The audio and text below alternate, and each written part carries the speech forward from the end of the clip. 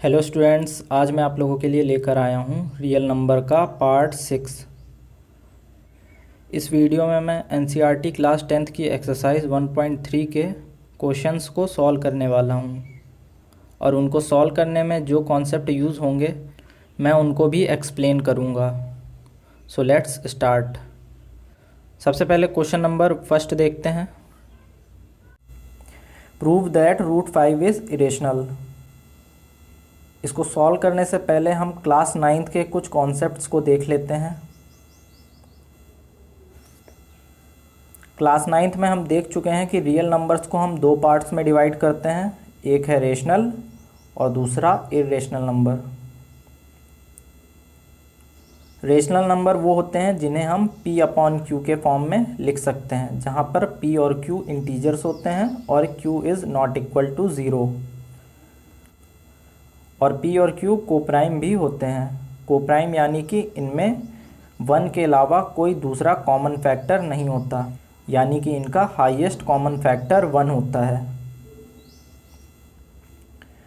Irrational number वो होते हैं जिन्हें हम P/Q के फॉर्म में नहीं लिख सकते, जहाँ पर P और Q इंटीजर्स होंगे और Q is not equal to 0 होगा। इसके बाद हम देखते हैं कि थ्योरम 1.3 क्या कह रहा है। थ्योरम 1.3 कह रहा है कि अगर P कोई प्राइम नंबर है और P A² को डिवाइड कर रहा है तो P A को भी डिवाइड करेगा, जहाँ पर A एक पॉजिटिव इंटीजर है। इसको हम ऐसे भी कह सकते हैं कि अगर P A² का फैक्टर है तो P A का भी फैक्टर होगा। इस थ्योरम का प्रूफ बुक में दिया हुआ है, पर एग्ज़ाम में इसका प्रूफ कभी नहीं पूछा गया। So the proof is not that much important, पर इसका स्टेटमेंट हमें पता होना चाहिए, क्योंकि इसके स्टेटमेंट का यूज़ हम क्वेश्चंस को सॉल्व करने में करेंगे। अब हम क्वेश्चन पर आ जाते हैं। हमें यहाँ पर √5 को इरेशनल प्रूफ करना है, तो इसको सॉल्व करने के लिए हम कॉन्ट्राडिक्शन मेथड का यूज़ करेंगे। कॉन्ट्राडिक्शन मेथड में हमें जो प्रूफ करना होता है हम उसका उल्टा एज्यूम कर लेते हैं और ये प्रूफ करने की कोशिश करते हैं कि जो हमने एज्यूम किया है वो गलत है। मतलब अगर हमें √5 को इरेशनल प्रूफ करना है तो हम इसका उल्टा एज्यूम कर लेंगे कि √5 रैशनल है और ये प्रूफ करने की कोशिश करेंगे कि √5 रेशनल नहीं है। और अगर √5 रेशनल नहीं होगा तो मतलब वो ऑटोमेटिकली इरेशनल हो जाएगा। ओके, अब हम इसको सॉल्व करते हैं। तो हमने लेट कर लिया कि √5 एक रेशनल नंबर है।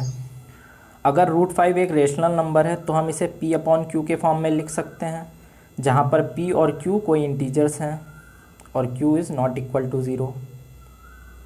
तो √5 इक्वल टू P/Q हो जाएगा। यहाँ पर P और Q कोप्राइम भी होंगे, यानी कि P और Q का 1 के अलावा कोई और दूसरा कॉमन फैक्टर नहीं होगा, यानी कि P और Q का HCF 1 होगा। इसके बाद हम दोनों साइड्स स्क्वायर करेंगे तो 5 इक्वल टू P²/Q² आएगा और P² की वैल्यू 5Q² के इक्वल हो जाएगी। इसको हम इक्वेशन 1 मान लेंगे। इसके बाद हम यहाँ पर थ्योरम 1.3 अप्लाई करेंगे। थ्योरम 1.3 के अकॉर्डिंग 5 अगर P² का फैक्टर है तो 5 P का भी फैक्टर होगा। ओके, तो 5 इक्वल टू PR लिख सकते हैं हम, जहाँ पर R कोई इंटीजर होगा। अब हम इस P की वैल्यू को वापस से इक्वेशन फर्स्ट में पुट कर देते हैं। तो हम P की जगह पे 5R पुट करेंगे तो 5R का whole square is equal to 5Q² आएगा। 5 से 5 कैंसिल हो जाएगा तो 5R² इक्वल टू Q² आएगा। इसके बाद हम फिर से थ्योरम 1.3 अप्लाई करेंगे। थ्योरम 1.3 के अकॉर्डिंग 5 अगर Q² का फैक्टर है तो 5 Q का भी फैक्टर होगा। यहाँ पर 5 P का भी फैक्टर है और 5 Q का भी फैक्टर है, मतलब 5 P और Q दोनों का फैक्टर है। इसका मतलब P और Q कोप्राइम नहीं है, क्योंकि कोप्राइम नंबर्स का 1 के अलावा कोई दूसरा फैक्टर नहीं होता।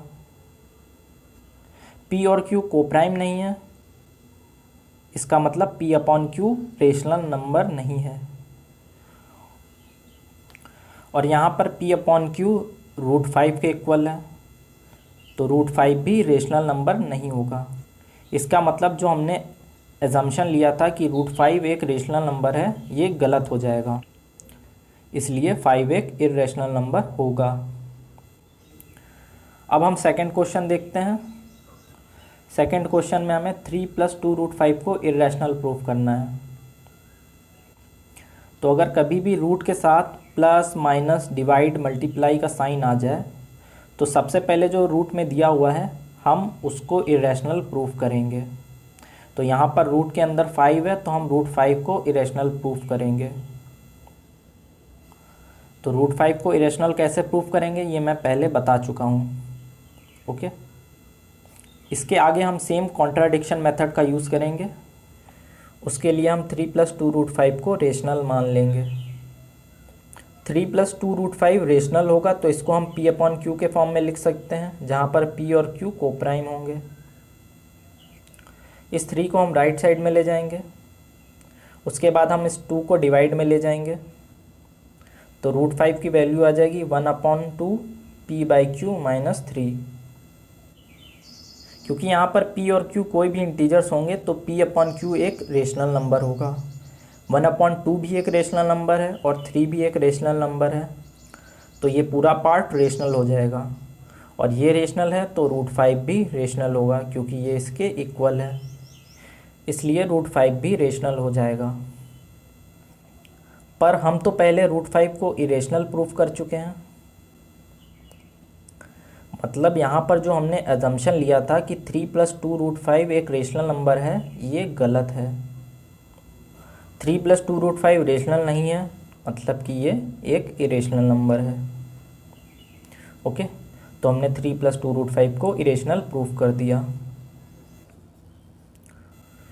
क्वेश्चन नंबर 3 को हम सेम एकदम क्वेश्चन नंबर 2 की तरह सॉल्व करेंगे। तो पहले पार्ट में हमें रूट में 2 दिया हुआ है, तो सबसे पहले हम √2 को ही इरेशनल प्रूफ करेंगे।